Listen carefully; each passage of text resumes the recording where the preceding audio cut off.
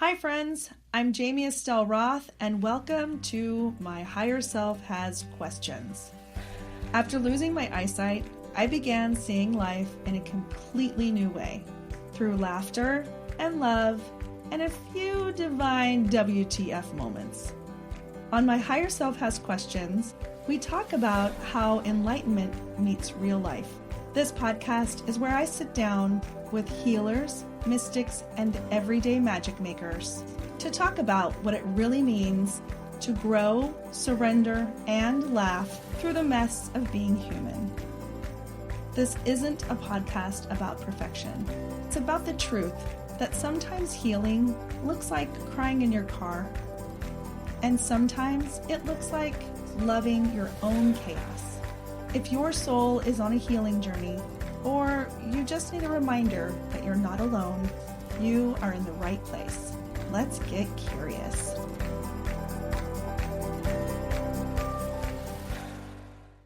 Hey you guys, thank you for joining me at My Higher Self Has Questions. I wanted to take this episode to share with you what's been happening in the last 5 years, because right now in this month, it's been 5 years since the spot showed up and my vision started to go wonky, and I was struggling to find answers to why my eyesight was leaving me and how I could fix it. And there wasn't a lot of answers to be had.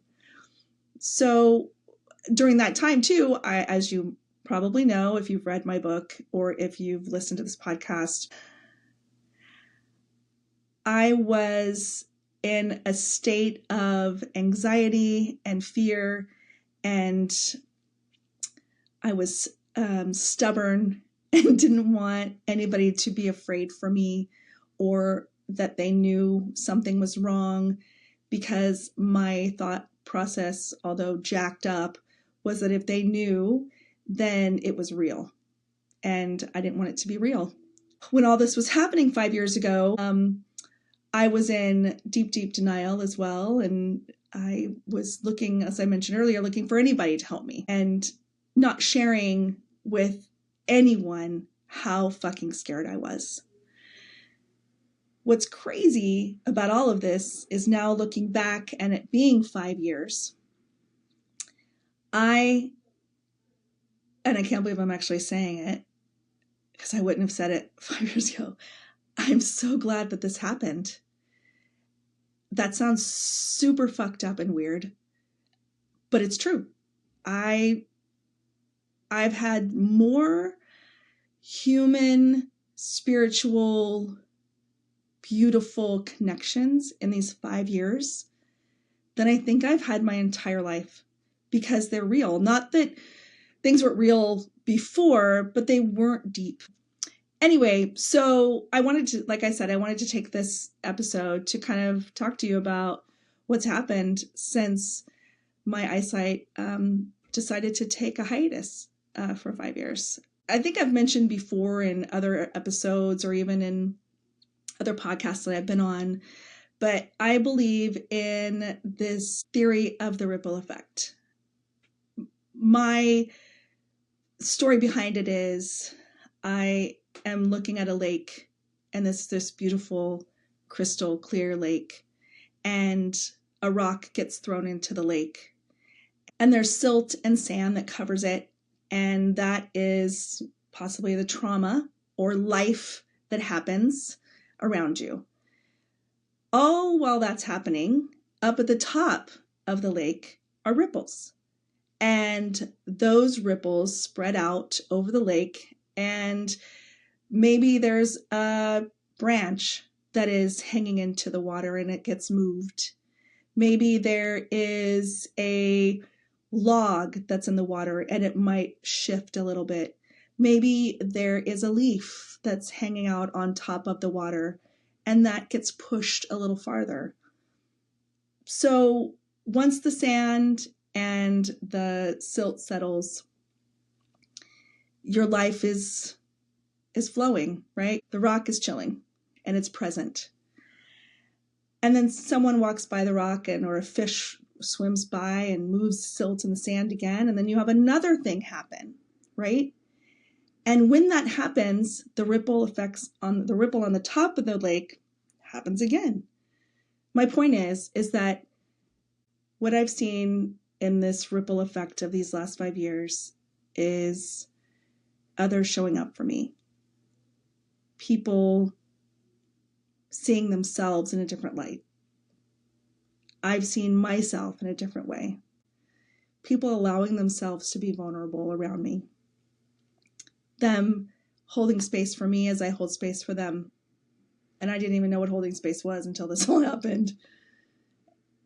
It's also shown me that I can be my genuine self and be the person that has been waiting to show up. Although, if I can be real, although I'm grateful for what has happened, I don't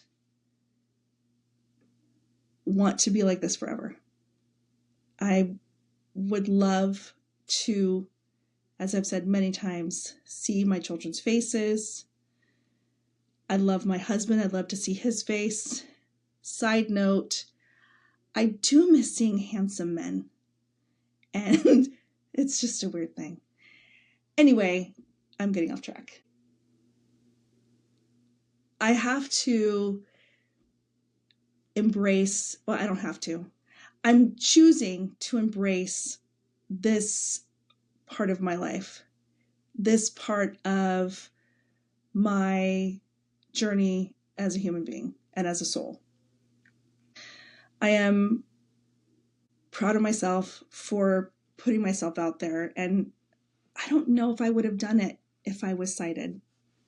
I think my spirit was in cahoots with my body, and I was going to have to go through this no matter what.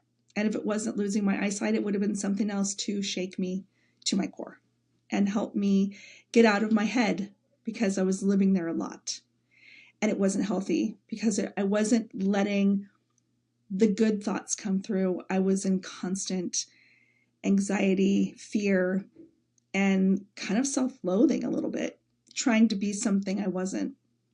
Having this blindness for the last 5 years has allowed me to be my genuine self. It's allowed me to speak my truth. It's allowed me to laugh so hard without feeling like my laugh sounds weird, because I can't see your facial expression to know if you're giving me a look like, what the fuck? But I've also been allowed to, well, not been allowed, I've allowed myself to embrace my creativity. Writing the book was big. I don't think I realized when it was happening how big of a deal it was, writing it not only as someone who's never written a book before, but writing it as a blind person, using the technology that's available, because that technology wasn't available maybe 20 years ago. I mean, I wasn't blind 20 years ago, so I have no idea. So anyone that has been blind for more than 20 years, please share any information. I would be so grateful. But for me, it was a blessing because it allowed me to really use the platforms and the accessibility features that are offered to really get my thoughts and my feelings and all the things down on paper, to hopefully help others kind of walk in my shoes, which I don't know if a lot of people want to, but I feel like in order to experience things temporarily, that's the beauty of literature. That's the beauty of storytelling. The biggest thing that I wanted to provide people was, the story, but also the audiobook for it. As some of you might know, I love listening to audiobooks and podcasts. And I was bound and determined, because I'm a little tenacious, to get my story narrated and have me do the narration.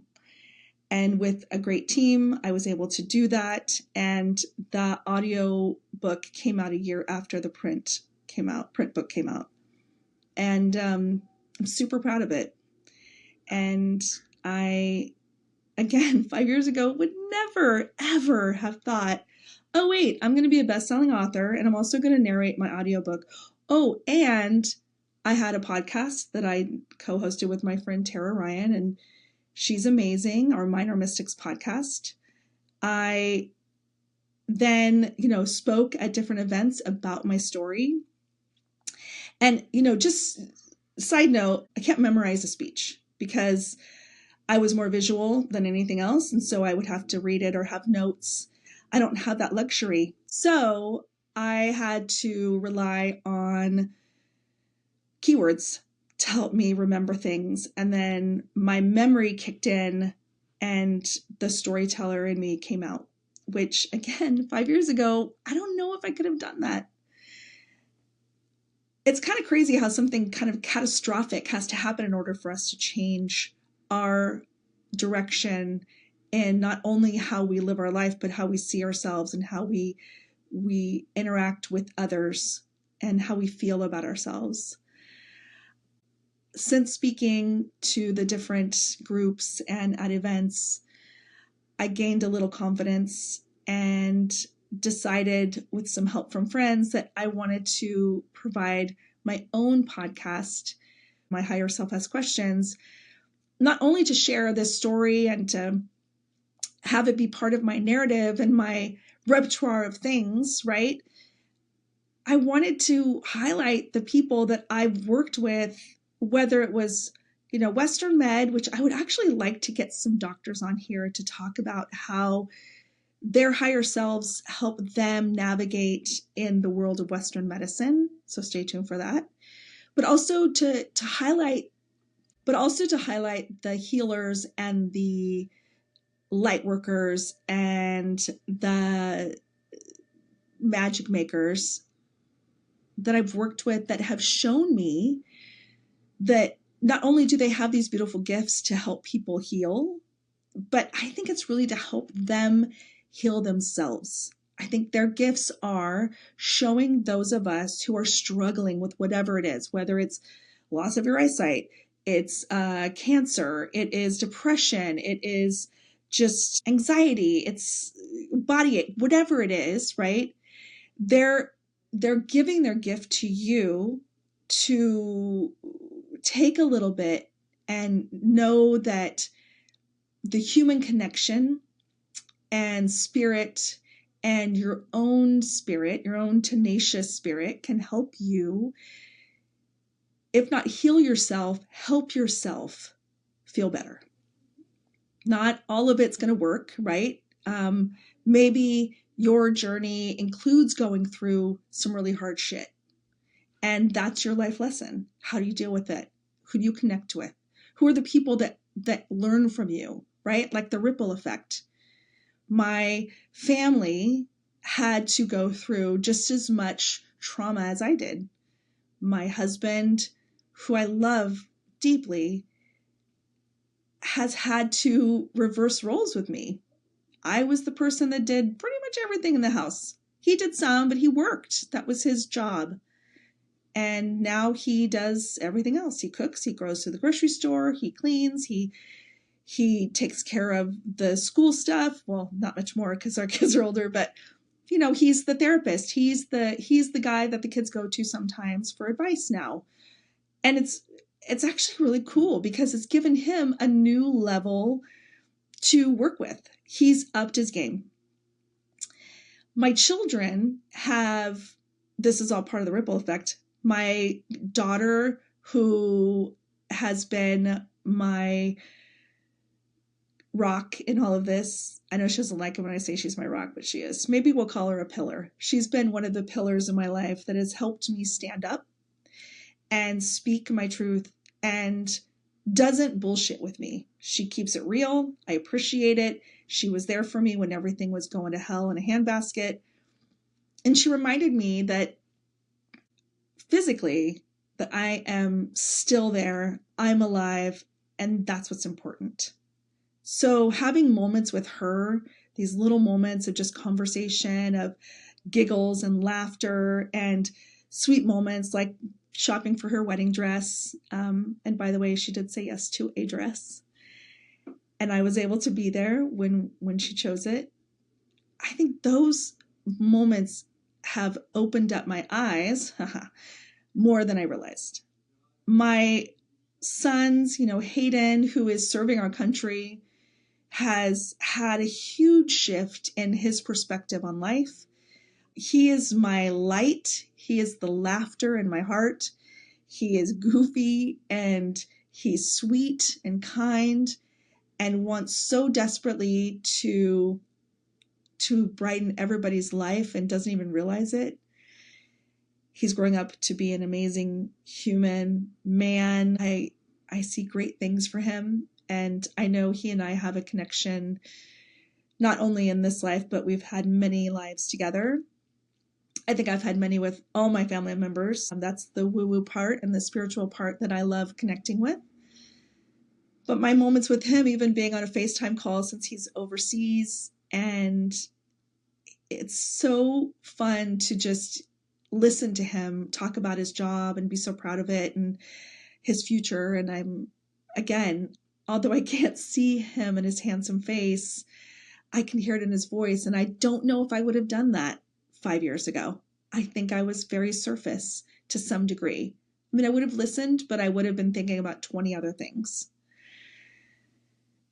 And then there's Grady, my baby, who is going off to college. He is my soul. As a mom, when you have children, a piece of your heart leaves your body and it walks around and drives, and you want them to be so careful. But Grady is my soul in the sense that he and I have a connection. He's been with me during this 5 years of my life the longest. I mean, he's been in it. The other two were off in college or doing their thing. They were out of the house, and he's been home. And his body has changed. His face has changed. He's grown up. He's not 13 anymore. He's 18. And he's, playing sports and doing great in school. And he has a great group of friends, thank God. He and I laugh hard. He dances with me in the kitchen when there's a good song on, and we pretend box, which is funny because who doesn't want to box with their kid? But I am so grateful for him as he goes on through his life. When he sees others who are challenged, whether it's eyesight, any other disability, he'll be a little more aware. And he's already kind, but helpful, right? Same with the other two. Same with everybody that I've met. Honestly, I think that that's part of the ripple effect in the big scheme of things. Any person that I've come into contact with who might not have been associated with someone with a disability has shown up, and they've stepped right in, whether it was reading me the menu at a restaurant or letting me hold onto their arm like we're going to prom so I can walk across the street without getting hit by a car or tripping on a curb, or helping me shop when I lift up a shirt and say, what color is this? Like 15 times in a row with different shirts, or helping me to copy and paste something to put it into another document. All of that, I think, has been the ripple effect. And I don't want to be the novelty, the blind friend that everybody helps. But even if I am, that's okay. Because then that way they get to understand what it's like to not have all five senses. They get to really appreciate where they're at in their life. They get to see through my eyes what they cannot see. And maybe that sticks with them. Maybe it doesn't. Either way, I'm grateful. I'm grateful for the ability to tap in to this human experience. I'm grateful for the ability to speak from my soul. I'm grateful for really listening to my higher self. She has a lot of things to say, by the way. I'm very grateful for all of the connections that I've made and the message that I've sent out, that even when things like this happen, it's not the end of the world. There's a shift in your path. Yep, you're going to have those days. I have those days. I have those days where I'm like, fuck this shit. I don't want to be blind anymore. I'm tired of it. Somebody please fix me, heal me, make my eyesight come back so that I can be normal again and do the things I want to do. And that's okay. You're going to have those days. I have those days, and I might listen to like a romance novel to get me out of my head. I might listen to meditation music. I have tools now, is my point. I have tools now that I didn't have before to help me get out of my own way and to help me understand that even though I cannot see, it doesn't mean that I cannot live a full life. 5 years, and who knows how many more. I don't count the days anymore. I'm only marking this specific time frame because 5 years is an important marker for where I was at, where I was, and what I've done since then, and where I'm at now. And who knows what will happen in the next 5 years. Thank you for listening. Thank you for being part of this journey with me. I wish you all a beautiful spring. All right, everybody, that's another episode of My Higher Self Has Questions. If you know someone who could benefit from the conversation we've had on My Higher Self Has Questions, please share the link. You can find me on all socials at Jamie Estelle Roth or at jamieestelleroth.com, where I share my Rebel Meditations, podcast updates, and a few jokes about my questionable adulting. Until next time, keep laughing, keep healing, and remember, your higher self already has the answers. I'm just here to ask a few more questions.